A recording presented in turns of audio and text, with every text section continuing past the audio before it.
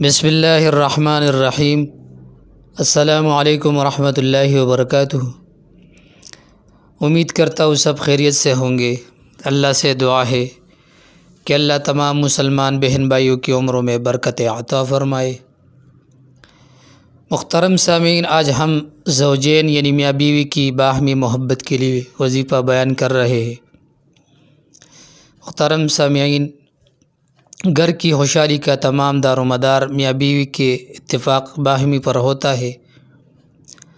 اگر کسی گھر میں میاں بیوی کے مابین اتفاق و محبت نہ ہو تو گھر کا ماحول بگڑ جاتی ہے، جس کی وجہ سے لاحقین کو ہر وقت پریشانی کا سامنا درپیش ہوتا ہے۔ آج ہم آپ کو جو آیت بتا رہے ہیں یہ انتہائی مجرب اور بابرکت آیت ہے۔ اس آیت کی تلاوت اور وظیفہ کرنے سے میاں بیوی میں ناچاقی، بغض، غداوت اور نفرت ختم ہو جاتی ہے اور بے انتہا محبت اور الفت پیدا ہو جاتی ہے۔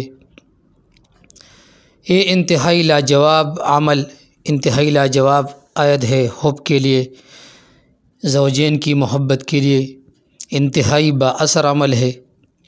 وہ بہنیں جو شوہر کی بد زبانی سے تنگ ہو، جن بہنوں کے ساتھ شوہر کا رویہ اچھا نہ ہو، تو ان کے لیے یہ عمل، یہ آیت والا وظیفہ تیر بہدف ہے۔